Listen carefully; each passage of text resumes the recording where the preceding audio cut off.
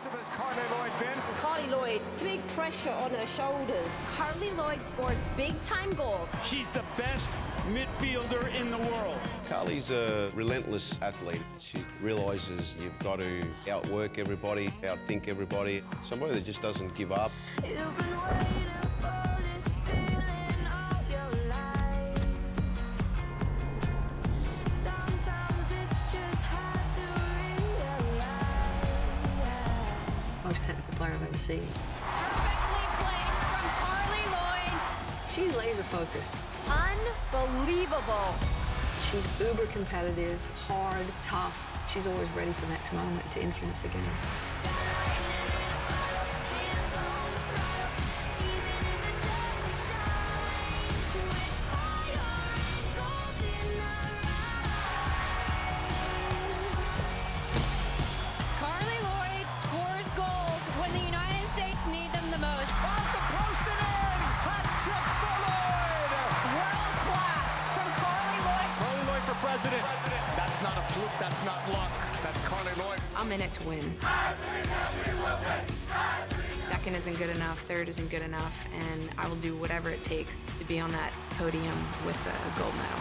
Baby, we were born with fire and gold in our eyes.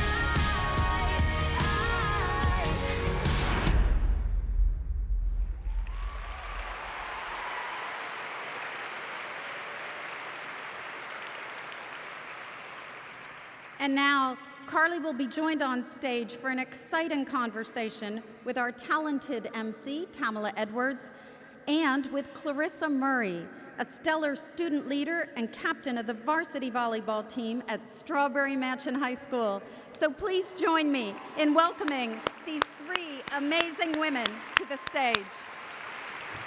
Honored to be a part of this. Carli, I would say you are the epitome of Delaware Valley nice and the time that I got to spend with her backstage. And a lot of my questions have to do with linking your advice and what you know with what a lot of people here may be going through. You have, at 33, Olympic medals, gold medals. You have a World Cup championship.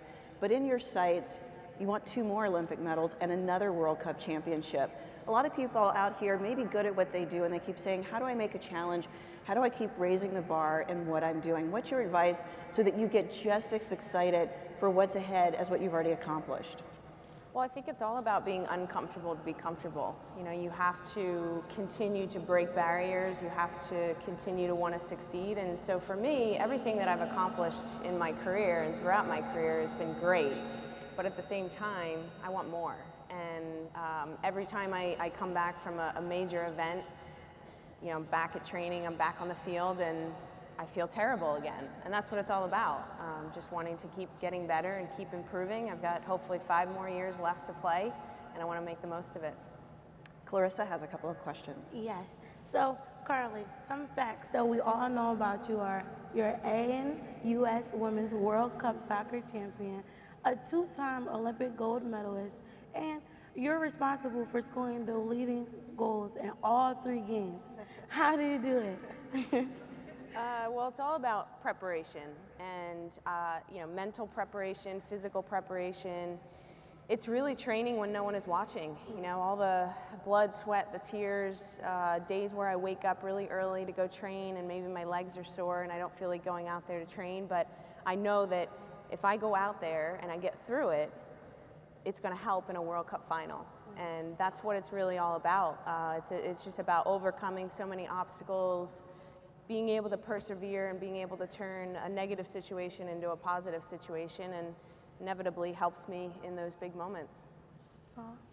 So when you talk to young people like myself, you talk about the importance of believing in yourself and having a dream. You also talk about how hard work is the key. When you, Well, I think, you know, it's really easy to just say, well, you know, go out and work hard. Yeah. You know, there's different definitions of working hard. There's pushing yourself. And for me, you know, what I can tell you and some of the other people out there is you have to spend every single day doing something that's going to make you better. Yeah. There's not many people that are going to make it to the top, make it to the professional level, But if you train yourself and you train your mind to work hard each and every day, you're going to be successful. And I think that's something that you can focus on, is just going out there and putting in the work each and every day, and knowing that you may not reach the top, but you're going to create good life skills later on. Your playing philosophy, when you talk about it from the very beginning, you're just focused on what you call smash the ball. You're after the ball. And then you got a new trainer and he said, that's great, but that's not enough. You're working on potential, not possibility of what you could be doing. How was that surprising to you, and how hard was it to take in that criticism and use it constructively versus saying, listen, I'm doing pretty well out here with this? Well, when I was a youngster, I was so passionate about soccer. I would literally take my balls, I would go to the field, and I would just shoot. And I wasn't doing necessarily the right technique, but it was about spending time putting in the hours, creating that foundation. And then when I met my trainer in 2003, he identified, all the things that I needed to work on. My game sense and my technical ability was pretty good, but he said to me, look, you're physically unfit, mentally you're not strong enough, and your character needs some work. What does that mean? And I'm like, okay.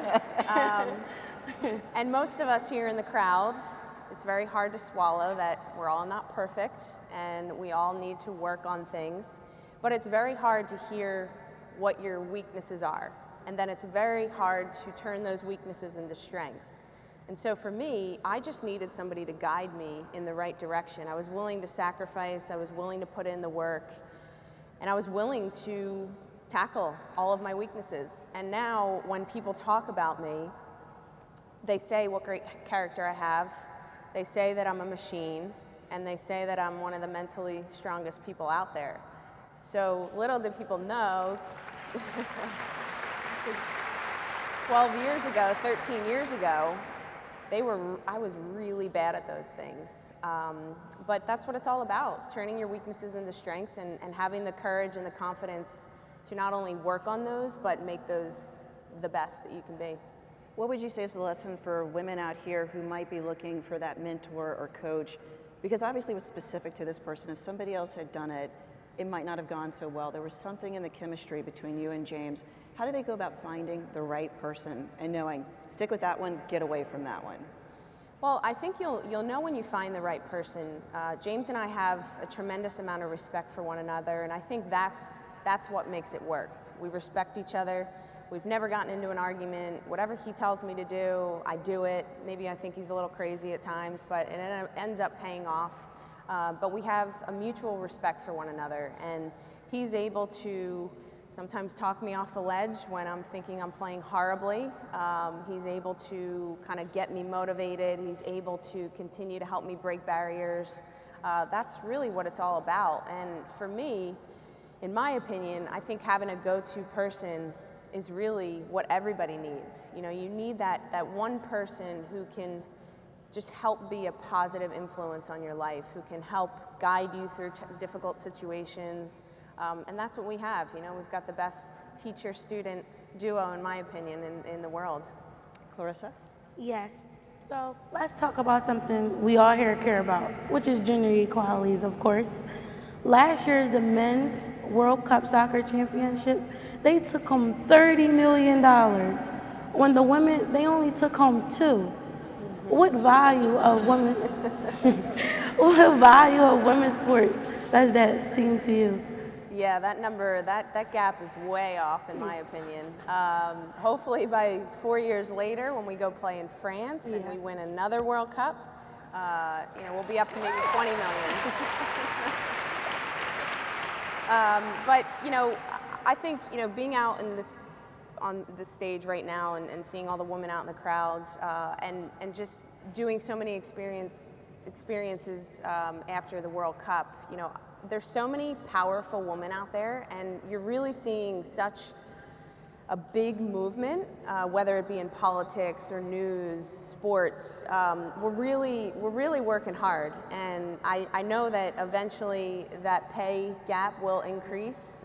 We've got to get on FIFA. That's a big task, but we're really doing some good things out there, and I know for us, we transcended the sport. We captivated a nation, which was fabulous, and we just got to keep fighting. That's what it's all about.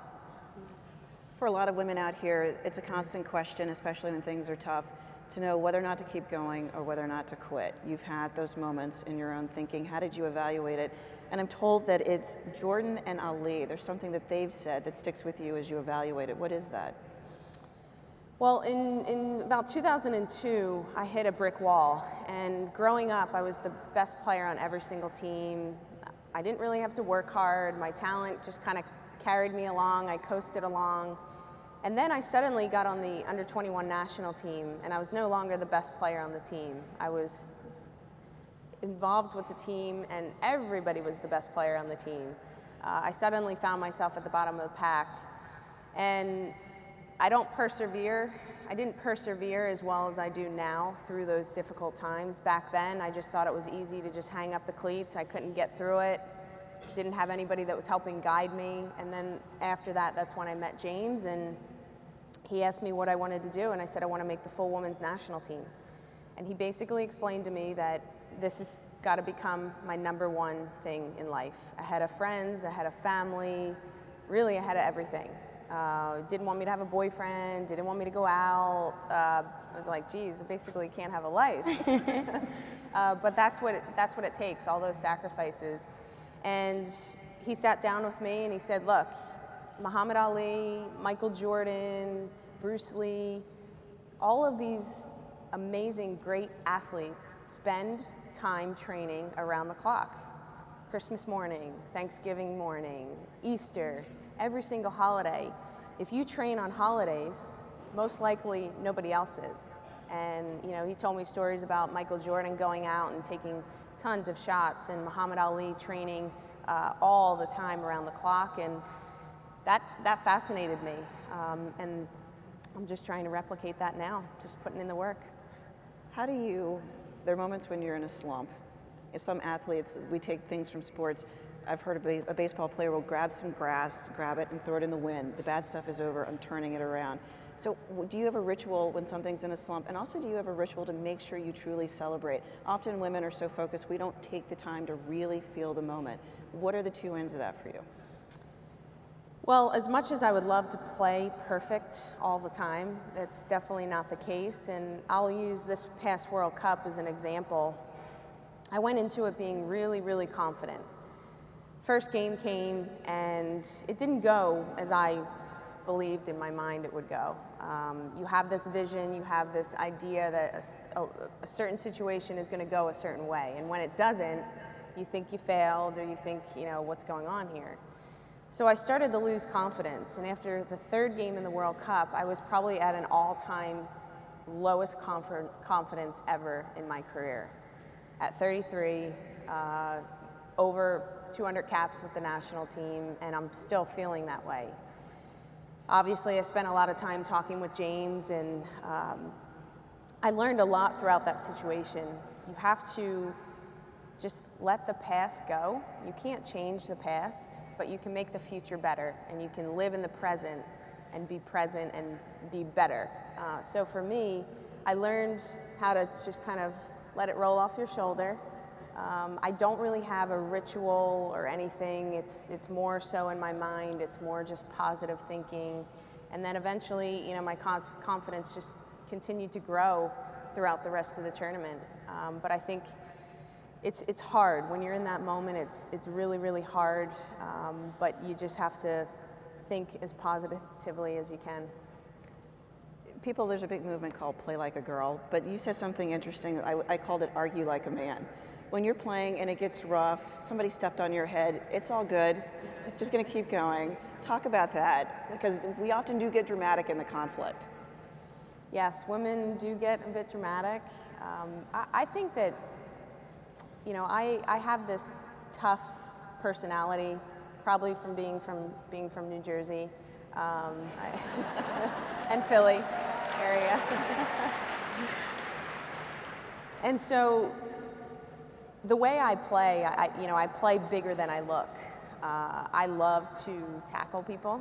I love to, not dirty, but I like to make sure they know not to come near me again after I tackle them.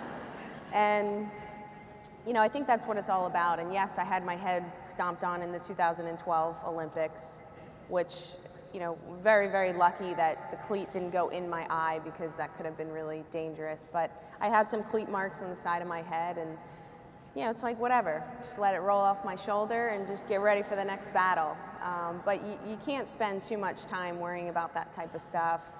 For me, it's worthless focus, and it can kind of consume your brain with, negative things. So for me, it's like, all right, it's over and done with, and get ready for the next battle. You're 33, you say you want to play for 5 more years. We all deal with age. A lot of people out here remember their youthful enthusiasm, remember the youthful way of going at things. Life changes and you got to take it into account. What's your advice on that? Yes, obviously you can't, as a soccer player, you can't play till you're 45, 50 years old. I know that, in 2 to 3 years, I may not be the quickest, or things may change. Obviously, your body changes with age. I'm very fit, I'm very healthy, I take care of myself on and off the field. But I think as you get older, you get smarter too. So probably do less running, because I'll know the positions better, and I'll make sure I'm making smarter runs and doing things a bit smarter. But I know that I can still put in 5 years of quality effort, and I'm ready for it. There's probably going to be people out there that say, why is she going to play till she's 38? She's going to slow down. She's not going to be good. But it's honestly nothing I haven't heard in my career. There's been lots of people who have tried to bring me down, and I've just continued to prove them wrong, and for the next 5 years, we'll keep proving them wrong. We're down to the last 15 seconds. When you're done, you're not going to see the end of Carli Lloyd. You want to be an FBI agent? The FBI is very interesting to me, solving crimes. I'm a big fan of Homeland, so all that type of CIA and FBI things are very, very interesting to me. So who knows what will come out of my post-career. All right, if you've learned nothing else out of today, in 10 years, if Carli Lloyd shows up and she's got a gun on her hip, just stop. She can chase you down, and she might hurt you. So we'll see what the future has in store. It's been wonderful to talk to you. Thank you so much for joining us. Thank you, and I hope you enjoy the rest of the morning.